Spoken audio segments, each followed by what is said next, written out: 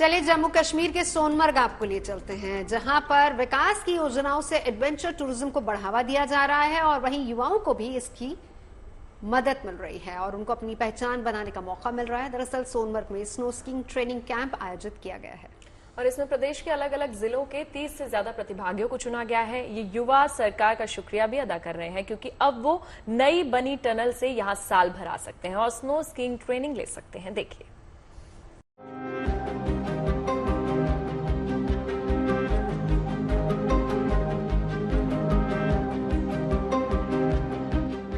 सोनमर्ग की ये खूबसूरत वादियां, चारों ओर बर्फ ही बर्फ, और इसी खुशनुमा माहौल के बीच ये स्नो स्कीइंग पहला कोर्स है जो सोनमर्ग में हो रहा है। मुझे उम्मीद है ऐसे कोर्स रोज ज्यादातर होते जाएंगे और ये मेरा पहला मौका है सोनमर्ग में स्कीइंग करने का और जहाँ पर टनल बनी है उससे हमें बहुत फायदा हो रहा है और टूरिस्टों को भी बहुत फायदा हो रहा है यहाँ पर आने का।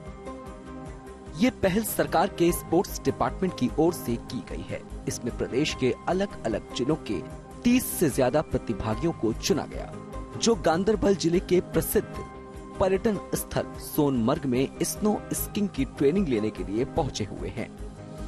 हमें यहाँ पे रहने के लिए हट दिया है और अच्छा खासा हमें डाइट भी मिल रहा है, उनकी तरफ से न्यूट्रिशियस डाइट मिल रहा है, जिसकी वजह से हम लोग यहाँ पे अच्छे से स्कीइंग भी कर पा रहे हैं। और तो हमारे इंस्ट्रक्टर्स भी जो है वो अभी हमें अच्छे से बहुत अच्छी तरीके से स्कीइंग करना सिखा रहे हैं, अलग अलग टेक्निक सिखा रहे हैं। जो उन्होंने सीखा वो अब हमें भी सिखाते जा रहे हैं। और तो यहाँ ये सोनमर्ग में जो ये पहला स्कीइंग कोर्स है।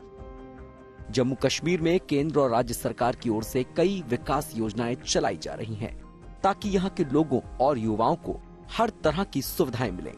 पहले जम्मू कश्मीर के कोने कोने के युवाओं का यहाँ पूरे साल भर आना आसान नहीं था, लेकिन अब जेड मोड़ टनल से ये मुमकिन हो गया है।